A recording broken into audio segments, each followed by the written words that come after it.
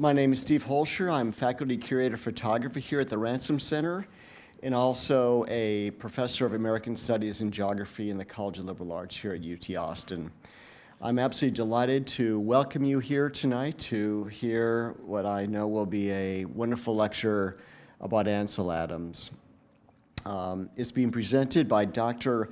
Rebecca Senf, the Norton Family Curator, Phoenix Museum of Art, and Chief Curator at the Center for Creative Photography in Arizona, a position that she has held since 2016. Just a few words about our speaker tonight. Dr. Senf began her illustrious career at the Museum of Fine Arts, Boston, where she co-curated a major exhibition on the work of Ansel Adams, drawn from the Lane collection, at the time, the largest collection of his work in private hands. From there, she went on to do a doctoral dissertation about Adams' early work, studying his prints in many public and private collections. Much of that research, not surprisingly if you know the archival world, took place at the Ansel Adams Archive at the Center for Creative Photography at the University of Arizona. In 2007, 1 year before she completed her dissertation, Dr. Senf returned to her native Arizona and joined CCP as the Norton Family Assistant Curator, a joint appointment with the Phoenix Museum of Fine Art. Now, I have to say that for me is like the perfect job placement.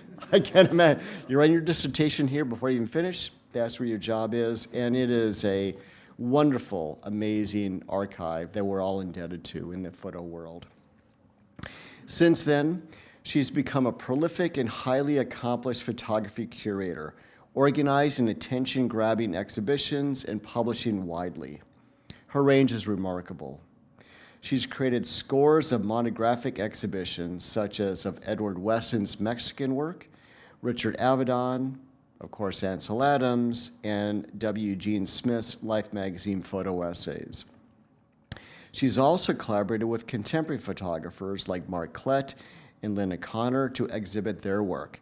Finally, she designs thematic shows, including those about Group F64, California Pictorialism, Time is Captured by the Medium of Photography, Pictures of Arizona, Aerial Photography, and one-of-a-kind photographic objects. Her scholarship is equally impressive. In addition to her 2005 co-authored book, Ansel Adams in the Lane Collection, she publishes books and essays on the photography of the Grand Canyon, the photographers Frank Gohlke, Betsy Schneider, David Taylor, Mark Klett, and of course, most recently, again, Ansel Adams. This last publication, her 2020 book, Making a Photographer, the early work of Ansel Adams, is, in my humble opinion, the best book out there on this legendary photographer. That's, in fact, exactly what I told Yale University Press when the book was under peer review, and I'm glad that the book's receptionist proved me right. In fact, I went back to my own archives to look at what I wrote about the book when it was being reviewed. And this is just one of the many things that I had to say. Quote, "The title suggests something of the book's importance, knowing how someone whose pictures we all recognize became the master artist is very much worth knowing. I really don't need another Ansel Adams picture book on my coffee table, but I would like to know how this iconic photographer created his signature style. Senf's book provides the answer," unquote. Well, I'm happy to announce the book was published and it's done exceptionally well. And I used it a great deal for the research for the exhibition that we have here at the Ransom Center. In short, I can think of no one better to talk to us tonight about Ansel Adams and his remarkable photographs. Please join me in welcoming Dr. Becky Senf.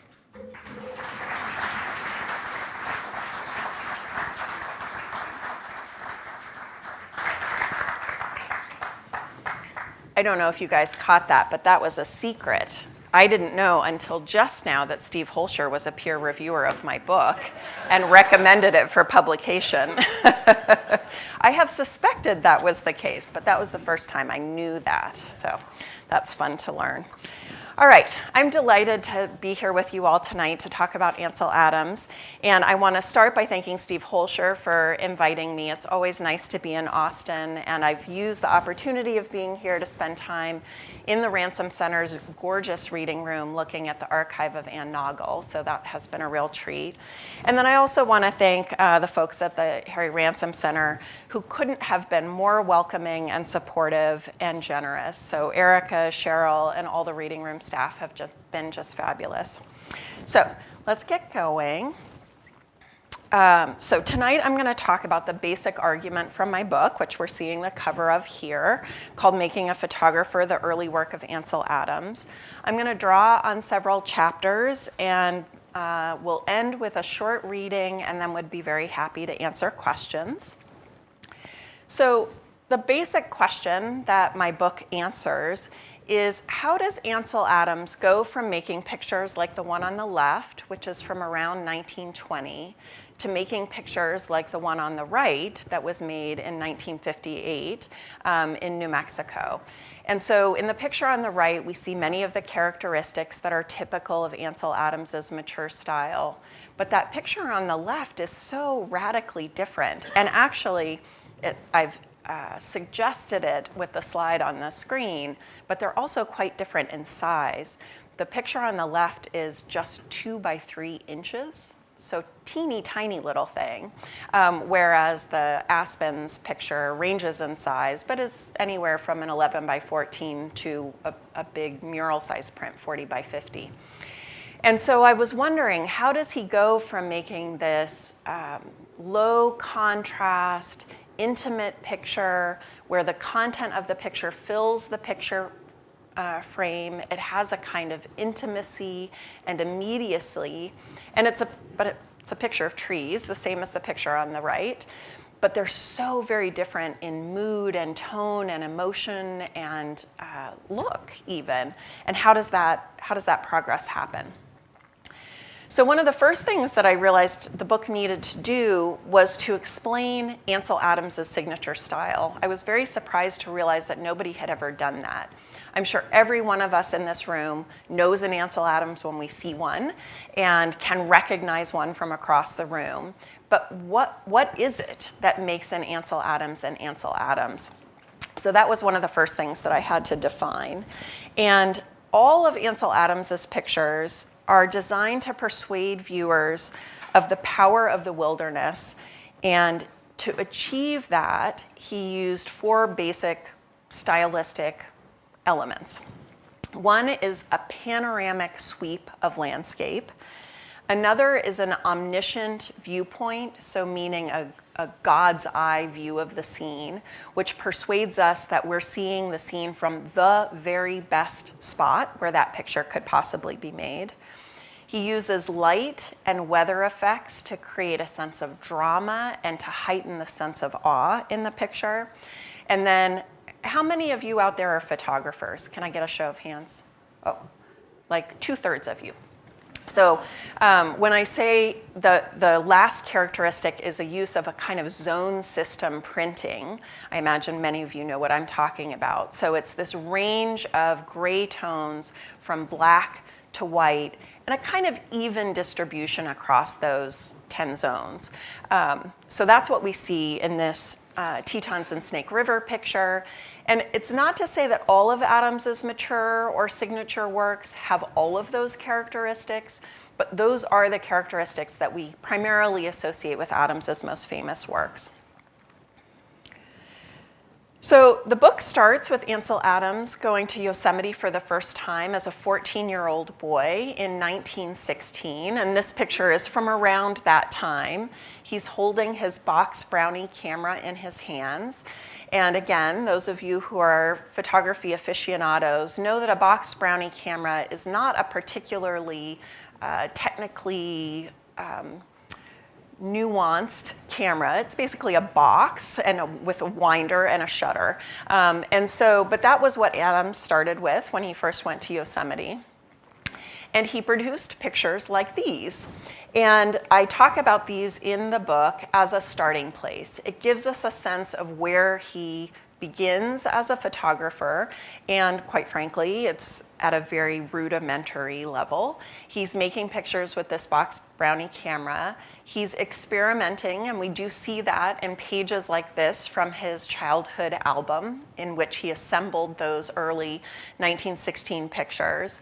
So for instance, this is a page all of pictures of Half Dome, and we can see him playing with composition. So he moves the mountain from the upper right to kind of the middle right to the lower right. Here we see him putting it in the upper part of the picture. He's also experimenting with what goes in the foreground. He's playing with lighting. So here we're seeing Half Dome backlit versus light from above. That's a more even treatment. So we're seeing him play with what he can do with the camera, even this very basic camera.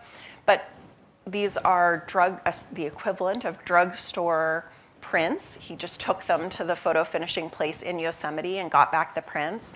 And so there's not much to the printing, and you can see that he's still having a lot of technical difficulties. So like in a picture like this one on the upper right, it's very blown out and blurry. There's not very much to be seen. But again, it does give us a sense of where Adams starts. This is a letter from that very first trip to Yosemite that he writes home to his Aunt Mary, who's back in San Francisco. And he's writing about what that experience is like. And he's having a very typical tourist experience in Yosemite, but the camera really plays an important part. And I'm going to read from this letter. I'm going to start right here. A couple of days ago, we went to Mirror Lake to see the sunrise. We then took the North Dome Trail up the Tenaya Canyon. It is a 21-mile trail, and we had the pleasure of walking about 1/4 of it. About 4 or 5 days ago, I went to the top of Yosemite Falls and Yosemite Point, and I came back on fast time, covering 5 miles in 1 hour and 5 minutes. I have taken more than 85 good pictures. I have learned to swim and play pool and croquet. We expect to go to Glacier Point on Wednesday, either by the 11-mile trail or the ledge trail. We will go on the former on horses. Hoping that you are well and expecting to hear from you soon, I am Ansel Adams. Very, very cute letter from a 14-year-old to his aunt. But you can see he's talking about all these new things he's doing. He's emphasizing how many miles and how quickly, how many pictures. So he's a kid, he's a 14-year-old. But the photography is melded with these experiences of the wilderness right from the very beginning. And here's an example of Ansel Adams as a young man. So from that point in 1916, every year for the rest of his life, he would visit Yosemite Valley. And in some years, he actually lived most of the year in the valley. So he was able to really expand his capacity for mountaineering, for getting to know the wilderness, for understanding the geology and the plants and the birds, the animals. He learned hiking skills, and all of this is reflected in a picture like this with his burro. And we're seeing here, he's actually able to pack his camera in these early years, which he's using a medium format camera with glass plates.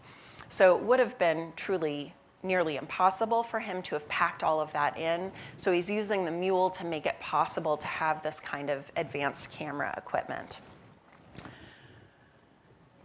One of his very first creations was the Parmelian Prints portfolio, and it was an assemblage of his works into a portfolio that was supported by a patron of his, Albert Bender, an art collector in San Francisco, who endorsed Adams's project and called all of his friends, his fellow art collectors in San Francisco, and encouraged them to buy copies of the portfolio before it was published as a way to essentially underwrite the project. So Adams, having received this support from Albert Bender, goes to a set of photographs that he's mostly already created of the High Sierra wilderness. So he has never made project like this, a portfolio. He's never created works for public sale before, so this is very much a new endeavor for him. And he creates this group of pictures that in many ways are the accounting of his experiences hiking in the wilderness. So it gives an example of what it was like for him to be out on these extended pack trips, experiencing sites like this as a campsite or the destination of a long hike or a day's journey, and this is where you arrive and you have your dinner and your campfire. The pictures were printed on translucent photographic paper.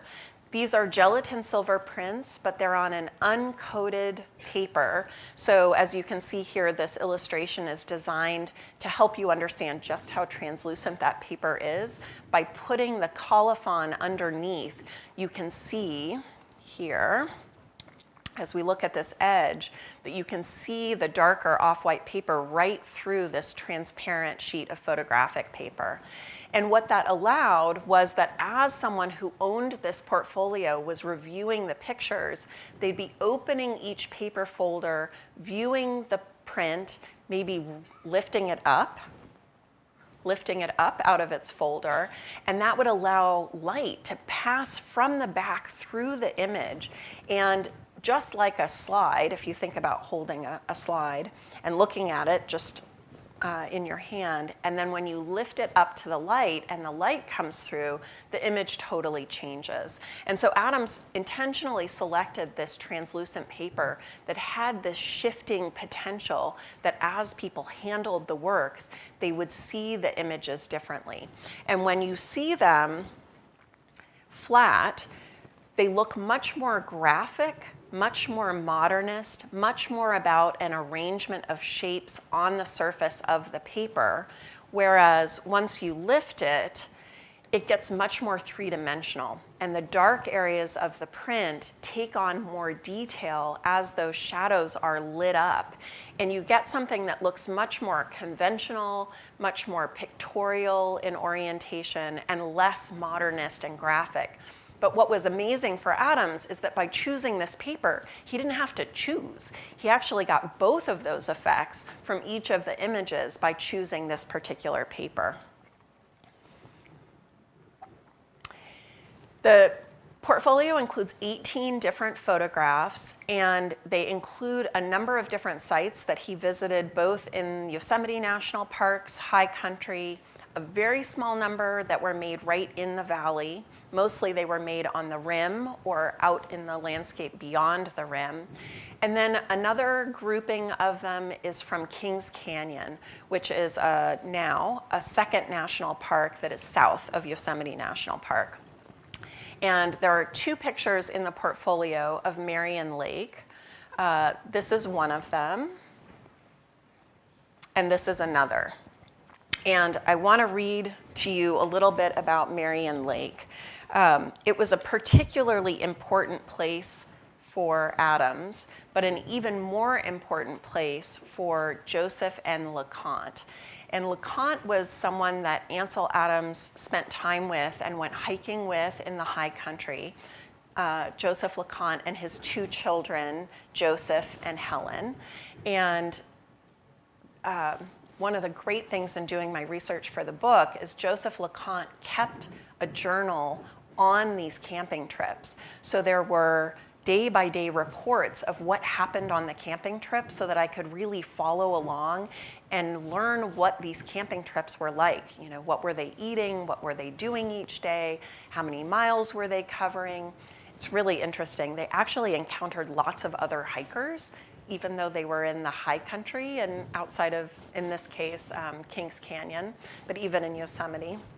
Anyway, so I was able to use that journal, but it also gave me some insight to the importance of this particular location of Marion Lake. It had been named in 1902 by LeConte for his wife, Helen Marion Gompertz LeConte, and she was herself an avid hiker and climber. And so in LeConte's diary of the trip from the summer of 1925, the year after his wife had died, the July 25th entry at Marion Lake reads, quote, Got up late, and after a good breakfast, I went around on the west side of the lake and found a beautiful white granite rock bedded in the meadow grass near the shore of the lake. At the foot of this, Helen, his daughter, Joseph, his son, and I buried the box containing the ashes of my beloved wife. I then drilled the rock and started work on placing of the bronze tablet. In the afternoon, I finished the erection of the tablet and with Ansel's help, placed a flat boulder over the grave, end quote. So you can imagine what a significant place this was for both Adams and for Joseph LeConte. It was the place that they laid Joseph LeConte's wife to rest and became a place of personal significance, not only one that they had visited. So Adams, in addition to doing the Parmelian prints work where he's camping and hiking and photographing in the high country, was also very involved with the Sierra Club. And the Sierra Club of the teens and 20s was a very different organization than the one that we think of now, this massive national political action group. It was not that in the teens and 20s. It really was the Sierra Club. It was a group of hikers who liked to hike in the Sierra Nevada mountains. And their goal was to enjoy the mountains through hiking trips and to publish accurate information about it. So what we're seeing here is a page from the Sierra Club Bulletin, which is a very 19th century looking journal. And this is one of Adams's pictures of a Sierra juniper tree that was published in the magazine. And this is a picture of the Sierra Club outing. This is from 1902, so before, this is actually the year Ansel Adams was born. So before Adams, but you can get a sense of what these outings were like. They were literally 200 people spending 4 to 6 weeks in the high country together. It's amazing to think about that, right? And I love this picture of the women with their long skirts and their hats. Isn't it fabulous? And so they had a commissary that traveled with them and cooked the meals for this group of 200 people.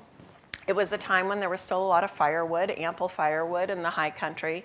So they would build 2 big campfires, which created a stage between them, where nightly they would have lectures or singing or violin performances.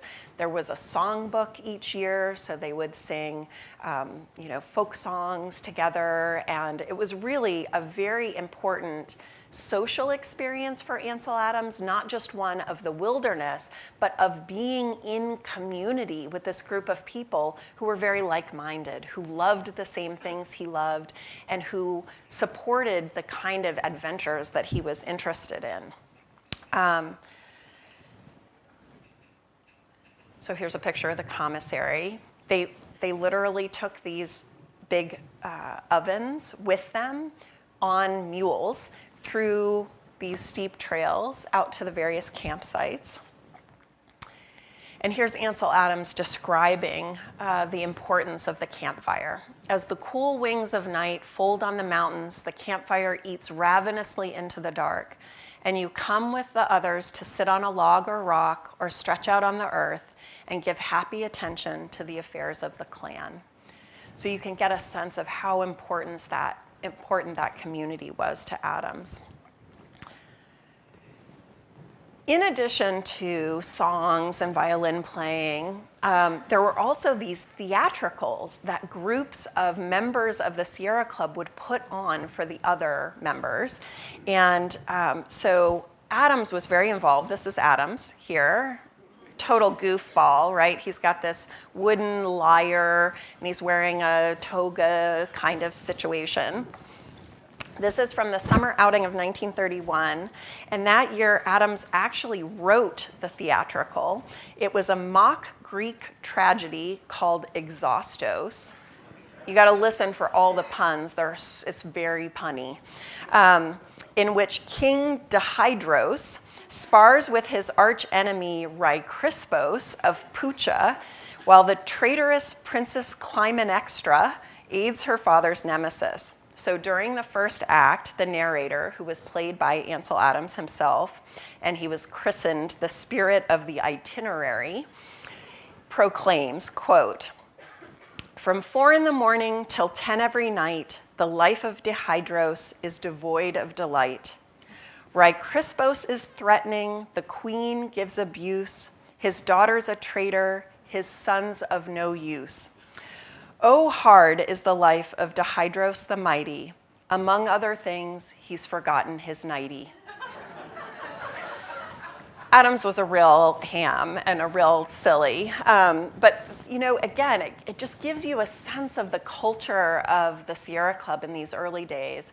And the groups were about half women and half men, so it was a very co-ed group. Many of the women, so I spent some time analyzing the lists of the outings, and some of the women were either daughters or wives or sisters of men on the trip. But when you look at all the last names, there were a number of women who weren't, who were traveling solo or with other female friends as part of the group. Adams started attending the trips and photographing in the early 1920s.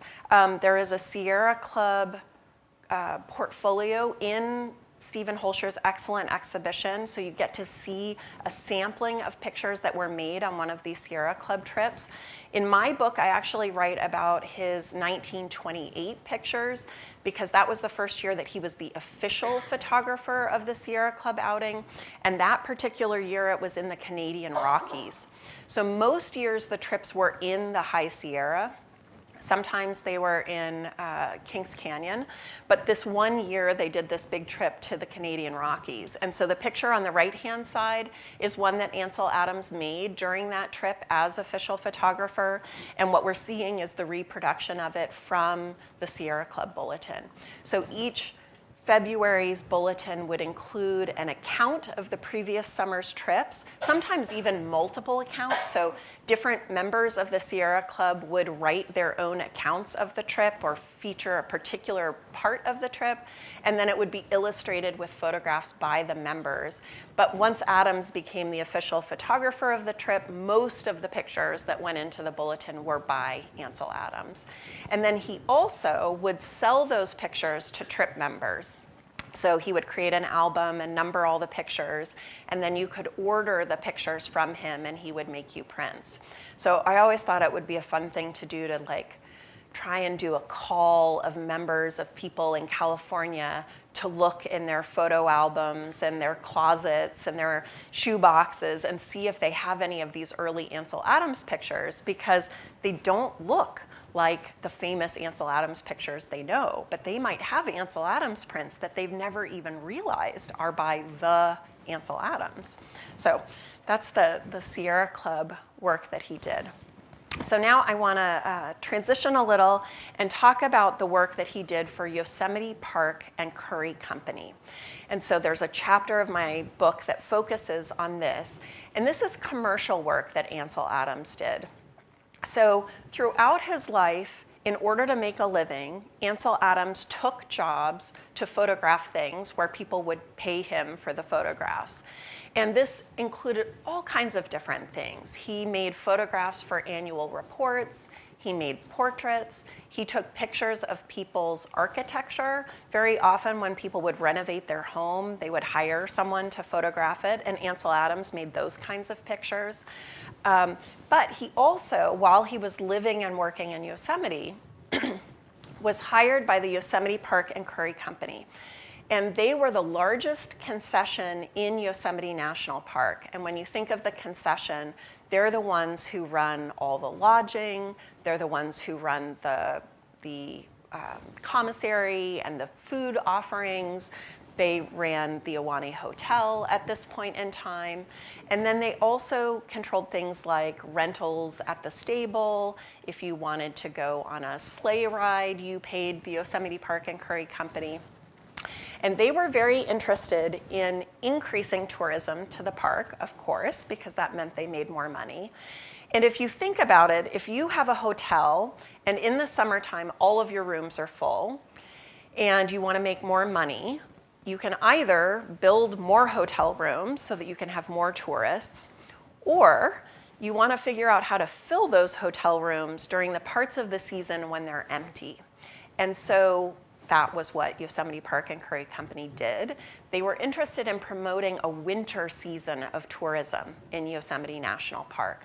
And they actually tried to get the Winter Olympics to be held in Yosemite, although that year it ended up going to Lake Placid instead of Yosemite. But that was their aspiration.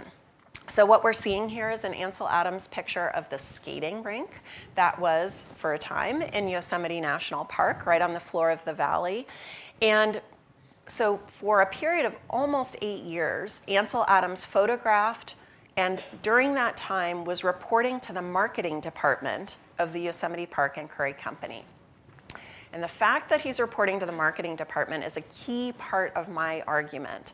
So Ansel Adams at this point has made pictures for the Parmelian prints portfolio. He's made pictures for the Sierra Club. He's made pictures for his own book, a book called Taos Pueblo, which I write about in my book. But he's been doing these pictures. They're all in that earlier style, kind of soft focus, low contrast. They're smaller, more intimate pictures.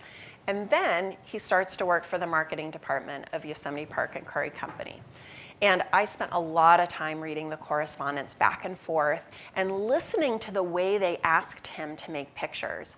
And they would say things like, we need new skiing pictures, but we don't want you to make a single picture unless there's enough snow to really demonstrate the value of coming to Yosemite in the winter. We want 3 feet or 4 feet of snow before you make any pictures.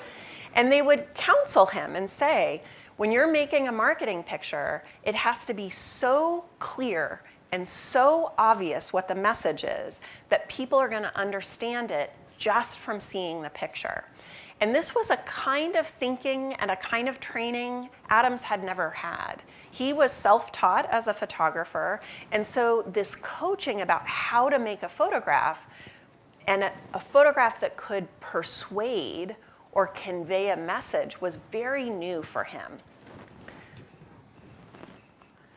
So the book that I analyzed in my book was this. It was called The 4 Seasons in Yosemite National Park, and it was basically a tourist publication put together by someone named Stanley Plum. He was one of the marketers for Yosemite Park and Curry Company. And it basically took tourists and visitors through 4 seasons of activities at Yosemite National Park. And that way, if you were there in the summer or the spring, you could have pictures of the time that you were there.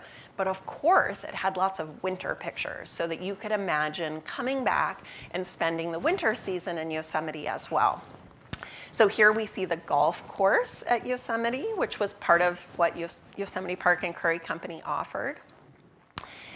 So in addition to making pictures, Adams actually participated in the marketing efforts as well. So one of his assignments was to place window displays. And as I was doing my reading and research, I was thinking, window displays, what's a window display? And then I came across this picture in the Yosemite archive, and I thought, yeah, that looks like a window display. That must be what they're talking about. So things like this would go into the department stores in San Francisco as an enticement for San Franciscans to travel to Yosemite. And so what we're seeing here is a display of gear and clothing that you could buy at the department store, because the department store, of course, wants to advertise what it's selling. But these are Ansel Adams photographs in the background. And so he's basically filling in the backdrop of the window display with landscapes that include the activities that you might do in Yosemite. And so over here we can see it lists all these different activities of hockey and skating and I can't quite read them all. Ski joring, which is being pulled behind a horse on skis. I'm not a skier. That doesn't seem like a great idea to me, but apparently that was a thing they did. Tobogganing, skiing, skating, all these things. And then here it says, you know, how far it is from San Francisco to the ski fields in Yosemite. So Adams was actually calling up department stores and building these window displays. He was also responsible for the menus that were at Ahwahnee Hotel. How many of you have been to Yosemite National Park? Oh, good number. Oh, that's great. Okay, maybe half. And so if you've been to the dining room at the Ahwahnee, the way they used to do the menus is they would print new menus for each sitting, each meal, and it was a souvenir. You could take it home with you. And so on the front was an Ansel Adams photograph, reproduced in photolithograph. And then inside was a text written by Ansel Adams describing whatever it was that was on the cover of the menu. And then you got to see all the, what the offerings were, which now in retrospect, this is from 1936. So you get to see what people were eating for breakfast in 1936. These, by the way, are still available. You can all go home tonight and buy one of these on eBay. There are loads of them. They're not expensive. I have a whole collection of them. They're really fun. But so Adams is not just making the pictures. He's really pretty intrinsically involved in the whole marketing undertaking. And so it's interesting to think about him moving into this marketing mindset during this period of 8 years while he's working for the Yosemite Park and Curry Company. The images were also offered to newspapers and magazines as PR pictures. So for instance, in this case, this is the San Francisco Chronicle we're seeing on the left-hand side. So this year there was a lot of snowfall and therefore really impressive waterfalls when all of that snow melted. And so again, this is an example of creating a press release that's meant to advertise, but you can sometimes get the newspapers to do your advertising for you. So they sent a press release talking about how great the waterfalls were. All the pictures are by Ansel Adams, and then the San Francisco Chronicle ran the story.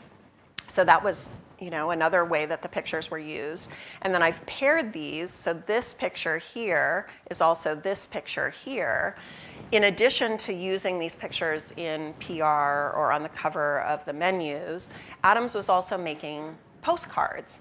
And these are real photo postcards. So in this era, you could buy sheets of gelatin silver paper that had the postcard information on the back.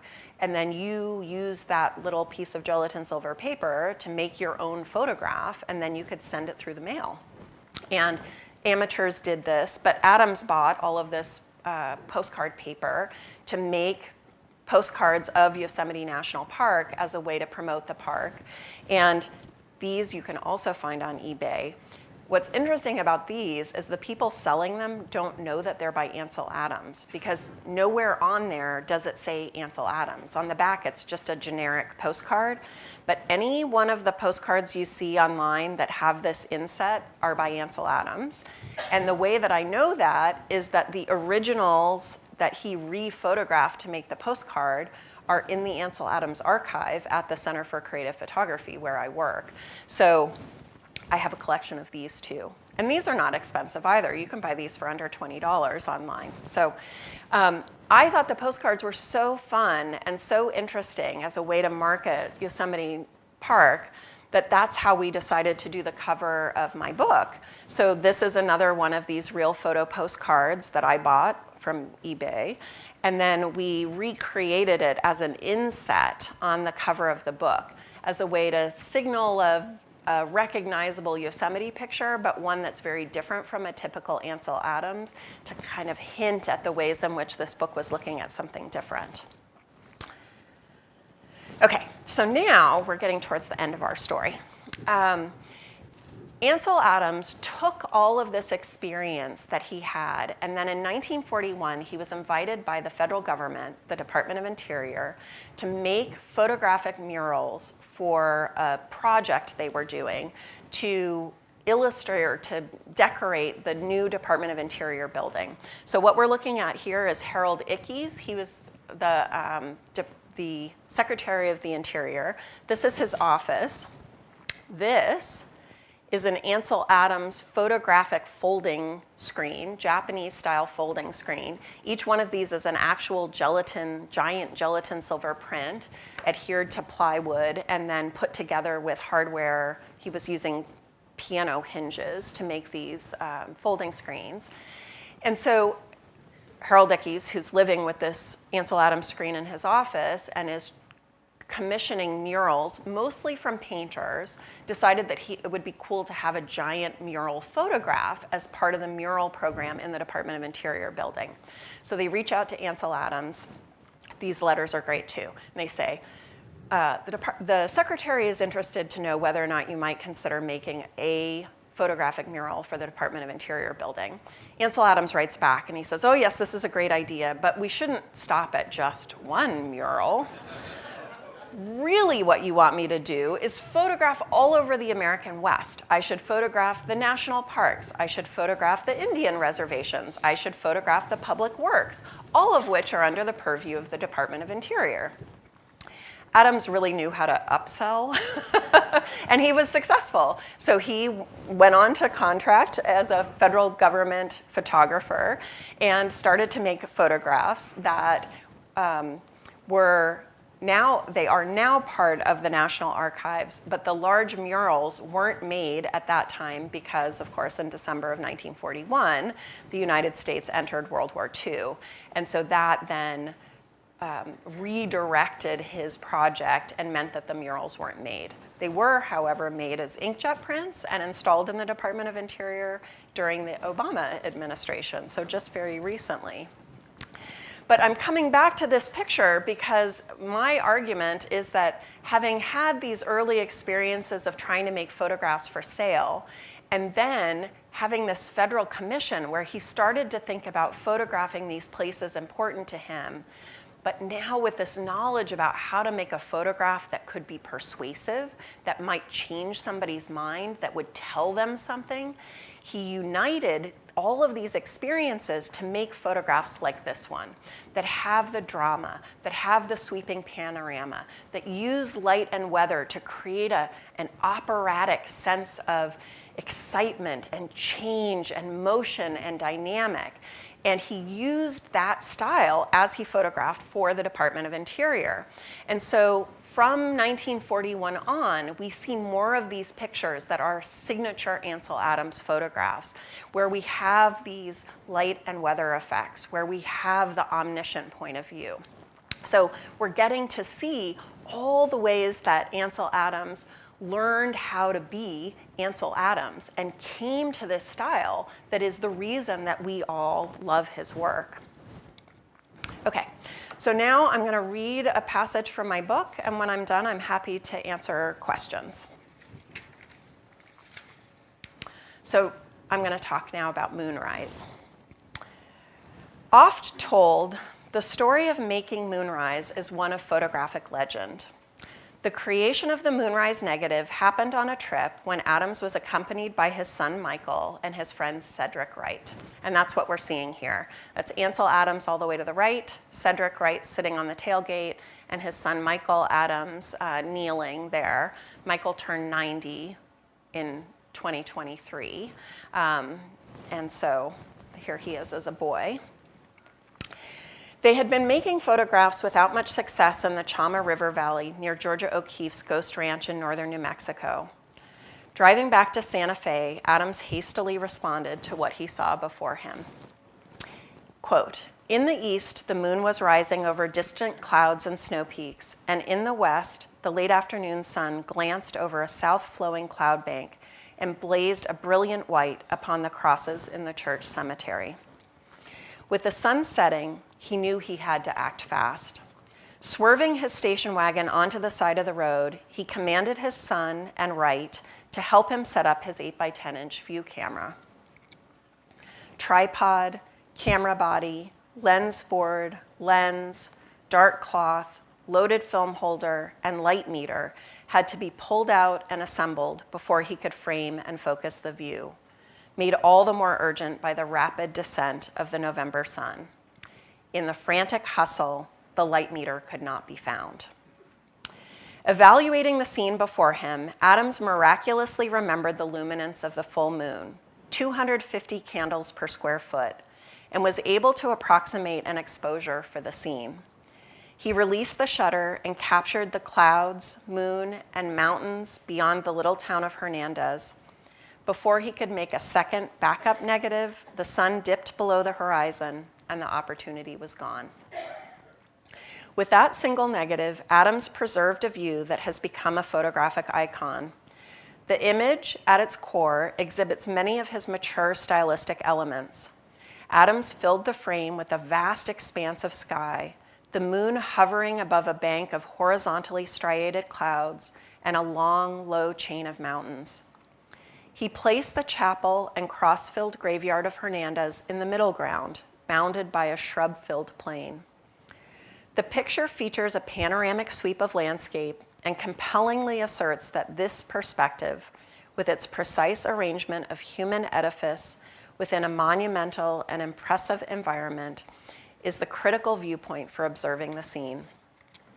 The drama comes in part from the relative scale of the elements.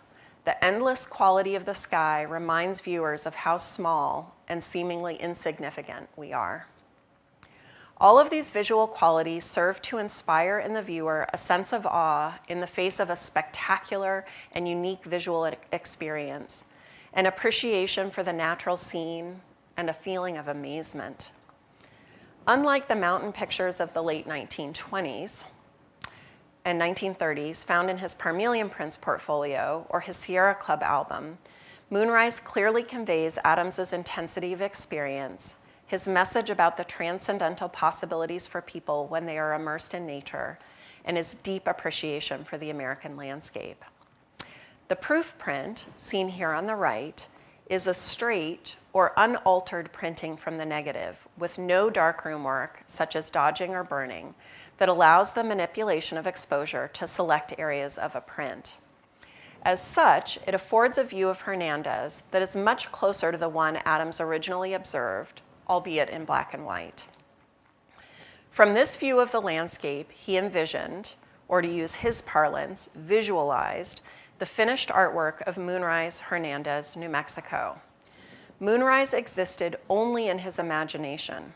He photographed a raw scene that he could transform in the darkroom into a symbol that would convey how he felt under a vast and beautiful New Mexico sky.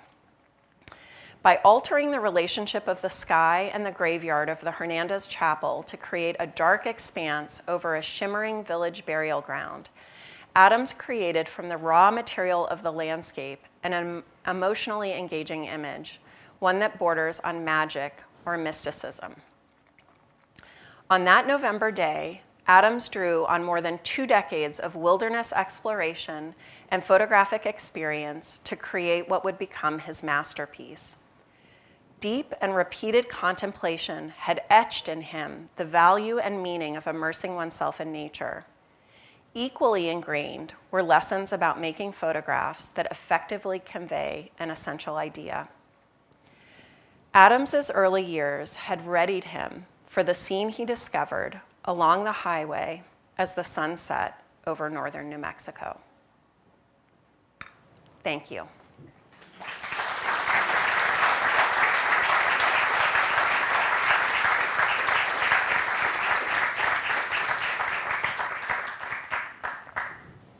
I have a hand up already. I like that. When I was a student in college, I really resisted one of the photo teachers trying to get us to use the zone system and take it seriously. It was, a lot more work. I was in Iowa at the time, and I had to do some traditional black and white photos of snow. And it was very, very difficult. And then I went to that professor, and he said, "Oh, that's why you use the zone system, to get any detail in pure white." And does your book cover that kind of the history of how he developed his own system and why? And it seemed like it fits his, when he went into commercial photography and had to show snowy scenes for advertising. Yeah, he actually doesn't codify the zone system until 1939, which is after he's done working for Yosemite Park and Curry Company and has done all these snow pictures and skiing pictures. So he didn't, maybe he was already using it then, but he didn't really, he codifies it in 1939. I don't talk a lot about it. I think what's important for my argument is to appreciate that he incorporates the zone system look as part of his signature style, and it became so accepted as the way to photograph the wilderness or the natural scene that I'll go back, that this kind of look is what we expect wilderness pictures to look like if you're photographing in black and white. But this is just one aesthetic approach to making a photograph. You can make them high key, meaning all light tones. You can make them low key, meaning all dark tones. There's a great example of it in Stephen's exhibition. The Dawood Bay print is a low key print, all dark. That's an aesthetic choice you can make. Doesn't have to look like this, but Adams persuaded us that this is the way to make a black and white photograph, and it was so persuasive that it's very typical. But I think there are better sources that talk about the whole technical piece, and I am truly a historian. I am not a photographer, so I'm not the best person to talk about all that technique. But yeah, it's fascinating. I mean, the zone system is still taught today. It's taught to digital photographers because the premise is still the same. You need to get the right exposure in your negative or your capture if you're going to make a good print. Yeah. Is there another question? Yes, sir. I was a commercial photographer for 50 years, and in the early part of my career, I was the assistant to Arnold Newman. Okay. We've heard of him. Yeah. Well, I'd be willing to bet that many people in here have never heard of him, even though his archive is Is here, yes. And if you have seen the show that's up, the earliest first picture you see of Ansel Adams when you walk in by Arnold Newman, and what is he doing?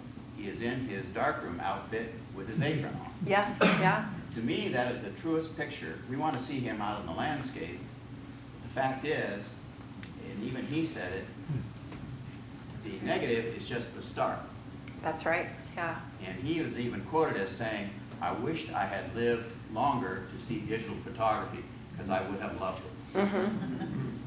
Yeah, it's true. Adams is a real master of darkroom technique, and you know, Moonrise is a perfect example. You know, that's what it looks like if you just lay the negative in contact with the photographic paper. Well, it's not that impressive. But when you look at what he was able to create through dodging and burning and darkroom work, it's that thing that he could imagine that's so impressive. So yeah, I love that Arnold Newman portrait of Ansel Adams. It's outside his home in Carmel. That home is still in the family. It's where Michael and his wife Jeannie live. So Michael, who we saw here, still lives in that house in Carmel. And the darkroom's amazing. And that was really, especially in the latter part of his life, Adams spent more time printing and less time photographing in the field. But he had this wealth of material that he had photographed early in his career that is then what produced the prints at the end part of his career. Yes? I'm sort of curious about Yosemite as a site of recreation at the top of your talk. Like, it looked like Adams was staying at like a commercial camp for children, and then like what the people in the Sierra Club did for a living, that they go out in the woods for 6 weeks a year. It was an upper Yes. middle class, wealthy kind of thing. Yeah, no, those are excellent questions. And I talk a lot about that stuff in my book because I feel like our experience of Yosemite and our understanding of the Sierra Club have supplanted these earlier histories. And so it's always fun when you can tell a story that helps people understand a thing that they, in their own lived experience, have a very different sense of. So the members of the Sierra Club were largely professionals, so people like bankers and lawyers and college professors. Many of them were UC Berkeley professors, so they had the summer off.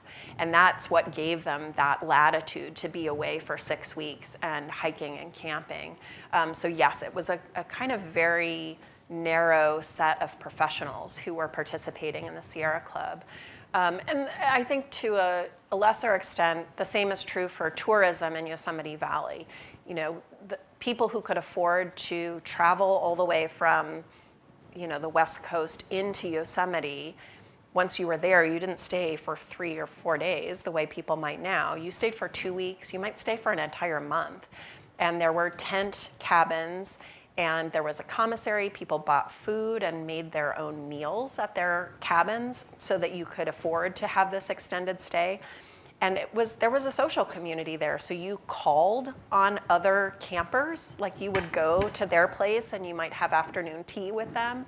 So there was a whole social component of being in Yosemite Valley. And it came with all these recreational opportunities on offer. So there were campfires that you could go to and tours that you could take. And there was a thing called a fire fall. Do any of you remember that? I'm seeing some nodding. So they used to build a giant fire on top of Glacier Point, and you could see it from Camp Curry, and then they would literally push the entire fire off the cliff, and it would look like a waterfall of fire falling down into the valley. Doesn't it seem crazy? They did that for decades. Nightly, they did that for decades, these fire falls. So yeah, there were all, and they would feed bears at the dump so that you could see the bears. So, I mean, it was a very different way of experiencing Yosemite. And then obviously over the course of the 20th century, that evolved as we began to think about things like, we would call it now environmentalism, but they would have called it ecology, and this idea that systems were interrelated and that there was a reason to preserve Yosemite in a more wild or wilderness state. Yeah, you can just sort of check out the footnotes in my book. There are actually several sources that talk about Yosemite and the Sierra Club in those early years. Yeah. Yes.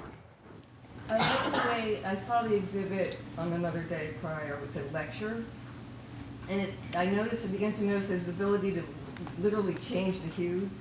I don't know if you call it hue, but it actually created a different kind of surface, or even suggested a certain different element. Because like one of his rock faces, it might have been El Capitan, it almost looked like it was etching a waterfall falling, even though it was static. And even like with Moonrise, the whole sky doesn't even seem like, it's almost like it's asking you to focus below it, and then like the sky with the lighter clouds actually looks like the actual slope of a hill. So it changes the elements. Yeah. Yeah. I mean, I feel like I'm getting a signal here. One more question. Okay. So that the printing skill, it's interesting in photography, where the creative process happens sort of depends on the photographer. So when we think about someone like Edward Weston, he felt like all of the creativity happened in the making of the negative. And then he just laid down the negative on the photographic paper and made a contact print. And so there was not a lot of darkroom magic in Edward Weston's case. Whereas someone like W. Eugene Smith or Ansel Adams really did see the negative as a starting point. And one of Adams's famous quotes is, "The negative is like the composer's score, and the print, the performance." So he was even giving himself permission, if on this day I'm feeling more, dramatic, then maybe the print will be more contrasty or be more operatic. And because the performance is an important part of what the finished product is, and that's all relevant, and that's all part of it. So yeah, it's interesting to get to know Adams as a printer and to appreciate what we're seeing in the print isn't just what the camera saw, it's what Adams was imagining. Yes? I have a little thing that I like to do, which bothers my wife all the time, but I like to ask people if they can name one photographer. The one name that they can come up with is Ansel Adams. And you think about it sometimes, especially as an art form, people don't put photographs on the wall, maybe pictures of the family or something like that, but they don't just get a pretty picture. Usually they go for a painted picture or something like that. But it's pretty amazing how he has endured, but his stuff looks fabulous on the wall. Absolutely. Yeah, well, the fact that all of you are here tonight is a testament to his ongoing resonance to audiences. 1,500 prints. Yeah, that's right. It's estimated he made somewhere between 1,200 and 1,500 prints of Moonrise. Isn't that remarkable?